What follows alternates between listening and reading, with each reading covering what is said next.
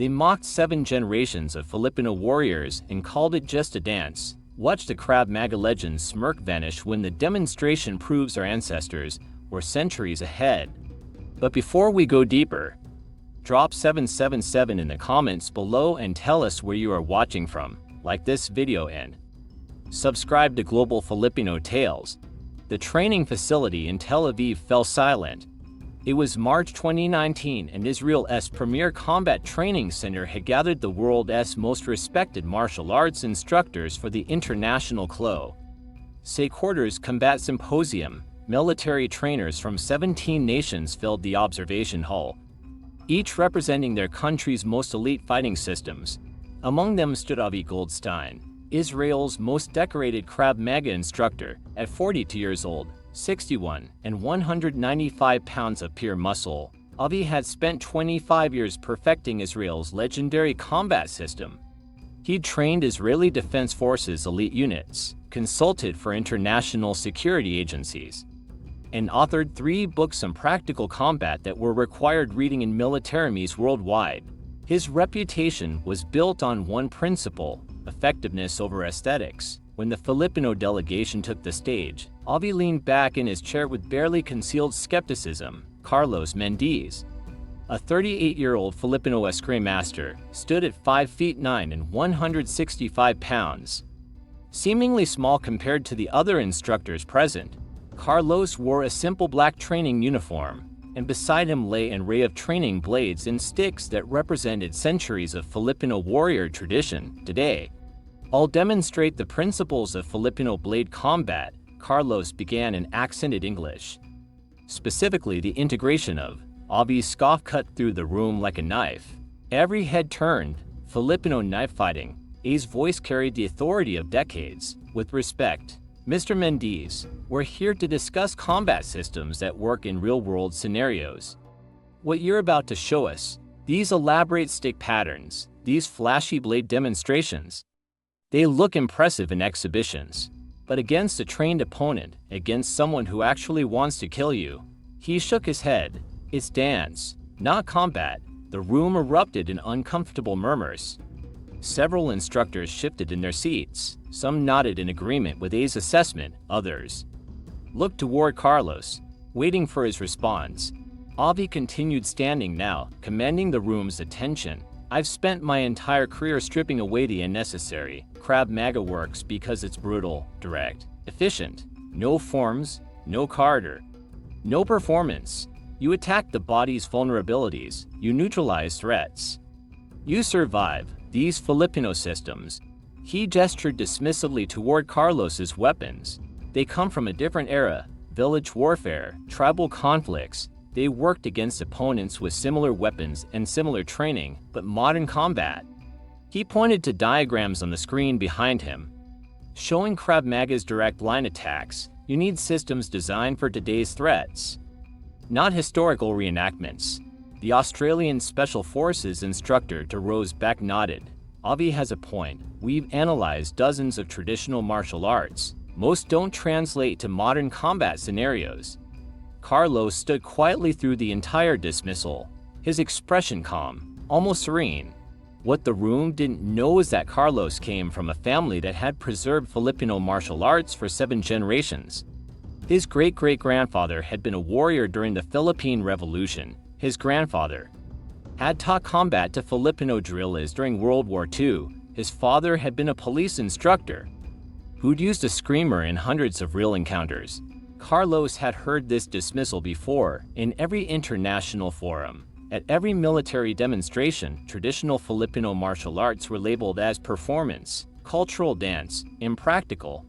What these modern instructors didn't understand was that Filipino blade combat had evolved through constant testing, not into Jews or training halls, but in actual life and death encounters spanning centuries. Mr. Goldstein, Carlos finally spoke, his voice steady and respectful. I understand your skepticism.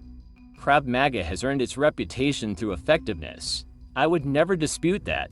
He paused, meeting Avi's eyes. But perhaps effectiveness can take different forms. Perhaps what appears flashy to an untrained eye is actually the result of understanding blade dynamics at a level that goes beyond simple direct data. CKS. Avi's expression showed polite condescension. Blade dynamics. Mr. Mendez. A knife fight lasts seconds. You need to disable your opponent before they disable you. Everything else is academic. Then perhaps, Carlos said calmly, we should test these principles practically, not in theory, not in debate. In demonstration, the room went completely silent. A challenge? Avi's eyebrow raised. You're suggesting we face off. Not a fight. Carlos clarified. A demonstration live blade defense scenarios. You defend using Krav Maga principles. I defend using Filipino blade combat principles. Neutral judges score based on effectiveness, efficiency, and survivability. Let the techniques speak for themselves. For a moment, Avi looked genuinely surprised. Then a slow smile spread across his face. Mr. Mendez, I respect your confidence very well, but understand when Krav Maga principles prove superior, as they will. I hope you'll acknowledge that these traditional systems belong in cultural demonstrations, not combat training. The symposium organizers, sensing the historic nature of this moment, immediately began arrangements. This wasn't just a demonstration anymore, it was a test of philosophies, modern scientific combat training versus centuries-old warrior traditions, Israeli military efficiency versus Filipino martial heritage. 6 months passed. The demonstration was scheduled for September 2019 at a neutral facility in Singapore. Word spread through international martial arts and military communities. The International Combat Federation agreed to judge the venue filled with over 300 spectators, military instructors, martial artists, combat sports athletes, and security professionals from 40 countries. Cameras lined the walls. This would be live-streamed to martial arts schools and military training facilities worldwide. Avi arrived with his team, confident and prepared. He'd spent the 6 months refining his blade defense techniques, studying Filipino knife fighting videos to understand what Carlos might attempt. He concluded that the elaborate movements would create openings as direct Krav Maga counters would exploit. Carlos arrived quietly, carrying only a simple equipment bag. With him was his mentor, Grandmaster Ramon Santos, a 76-year-old Filipino master who survived actual blade encounters during his years as a police officer in Manila. The old man, scarred forearms, told stories of real combat that no amount of training could replicate. The demonstration began with Scenario 1, defense against single-blade attack. A professional stunt coordinator would execute realistic knife attacks. Each defender would demonstrate their system's response. Attacks would come from various angles: high slashes, low stabs, reverse grip, forward grip. Judges would score based on efficiency of movement, likelihood of survival, and control of the attacker. Avi went first. The attacker came with a forward slash. I's response was textbook Krav Maga: aggressive forward movement, simultaneous block and strike, control of the weapon arm, brutal knee to the attacker's body, weapon disarm, 5 seconds, effective, powerful. The audience applauded. The judges marked their scores. Carlos's turn, the same attack pattern, but what happened next made everyone in the room lean forward. Carlos didn't move like Avi had. There was no aggressive forward charge. Instead, his body shifted with minimal movement, a subtle angle change that looked almost casual.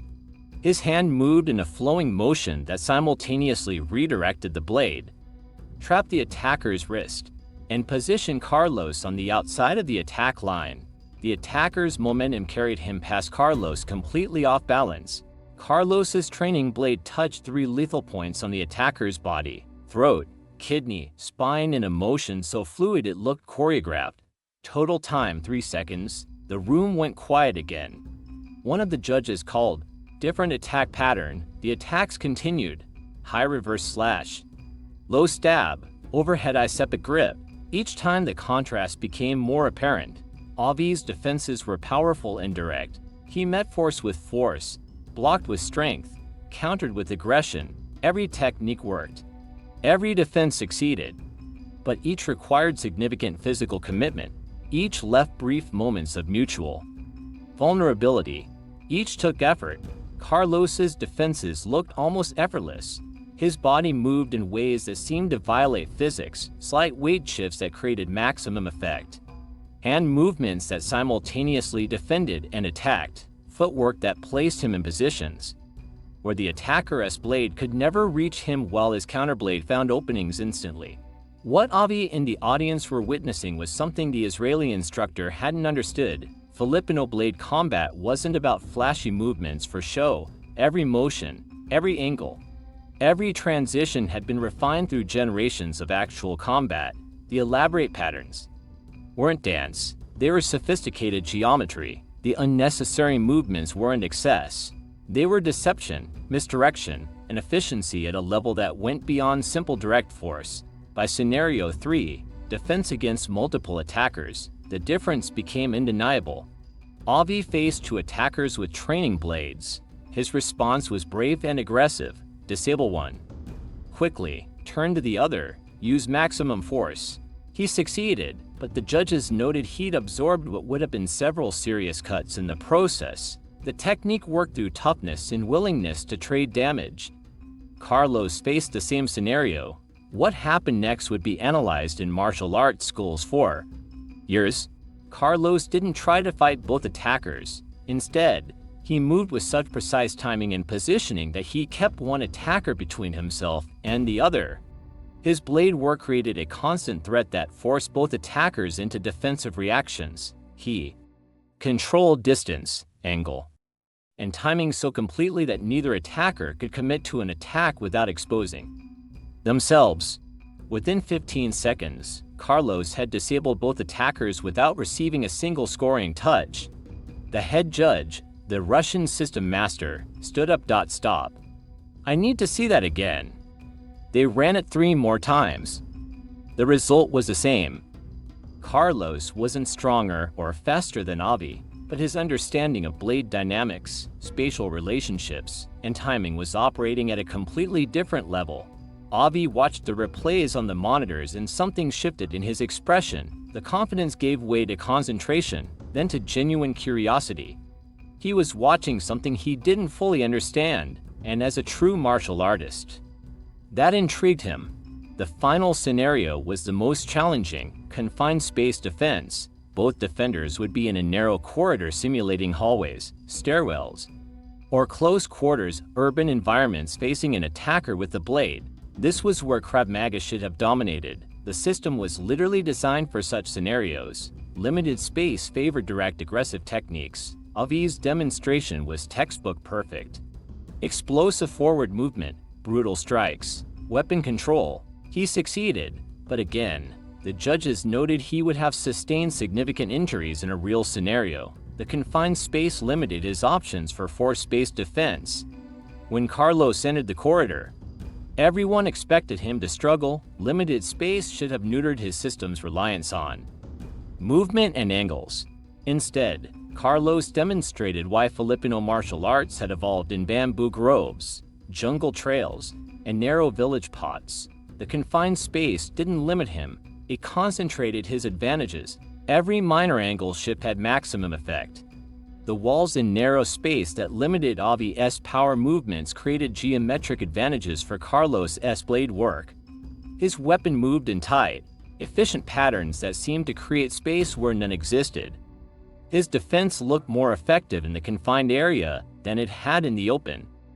When the final scores were tallied, the results were clear. Both systems were effective, both could save lives, but in pure technical efficiency, survivability, and versatility, the Filipino blade combat principles had demonstrated superiority in every scenario. The room sat in stunned silence as the judges announced their decision.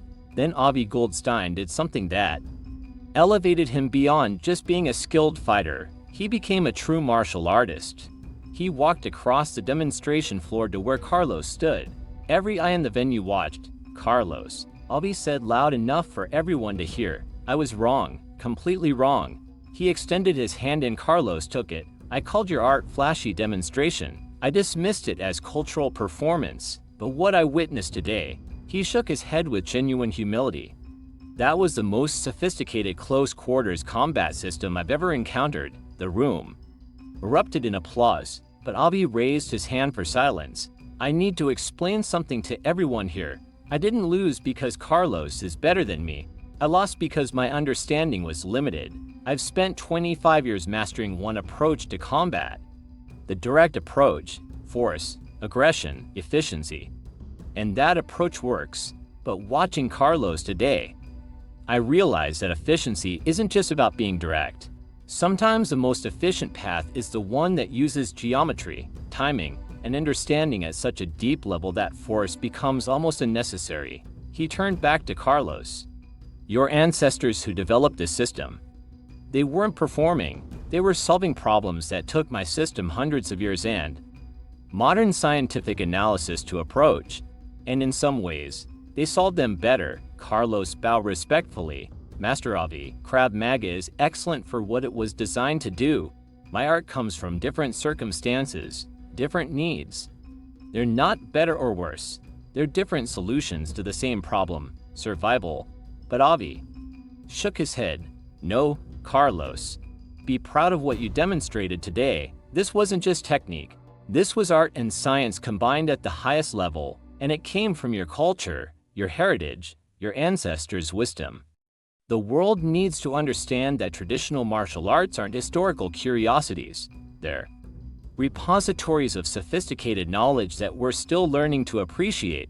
The video of this exchange went viral. Within a week, it had been viewed over 200 million times. Martial arts schools worldwide began reaching out to Filipino instructors. Military training programs started investigating Filipino blade combat principles. Security training academies requested Filipino martial arts consultants. The International Combat Federation officially recognized Filipino martial arts systems for military and law enforcement training certification. Something they'd never done for any traditional martial art before, but perhaps the most significant outcome happened quietly. Avi Goldstein flew to Manila 3 months later and spent 2 weeks training under Grand Master Raman Santos. The 76-year-old master, the Israeli instructor, became close friends. Avi began incorporating Filipino blade principles into his Krav Maga instruction, creating a hybrid system that honored both approaches. I thought I knew everything about knife combat, Avi would later tell his students. Carlos showed me I'd barely scratched the surface. The Filipino masters have been studying blade dynamics for centuries. We're just catching up. Carlos never sought fame from the demonstration. He returned to his small training school in Manila, teaching the same principles his family had preserved for generations. But now, students came from around the world, seeking to understand the sophistication hidden in what others had dismissed as cultural dance. Grand Master Ramon, when asked about the demonstration's significance, smiled with the wisdom of someone who'd survived real blade encounters. People always confuse simplicity with effectiveness. They think if something looks complex, it must be impractical, but Carlos didn't use complexity. He used precision. Every movement had purpose. Every angle created advantage. That's not flash.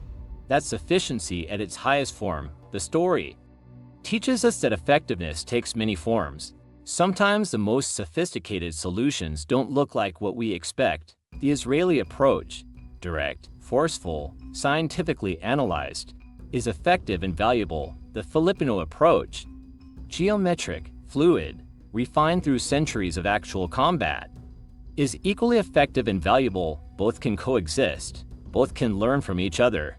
True mastery isn't about proving your way is the only way. It's about recognizing excellence wherever it appears, even when it challenges everything you thought you knew. Avi Goldstein became a better martial artist not by defending his ego, but by opening his mind to wisdom that came from a different path. And perhaps most importantly, never mistake tradition for obsolescence. What appears to be ancient may actually be timeless. What looks like performance may actually be perfection. The ancestors who developed these systems weren't primitive. They were solving the same problems we face today, and sometimes their solutions were more sophisticated than anything modern science has produced. Filipino blade combat didn't need validation. It had been validated in countless real encounters across centuries, but the world needed to learn what Carlos's ancestors had always known. True effectiveness comes not from force alone, but from understanding so deep it looks effortless. Don't forget to subscribe to Global Filipino Tales for more inspiring Filipino stories. Thanks for watching.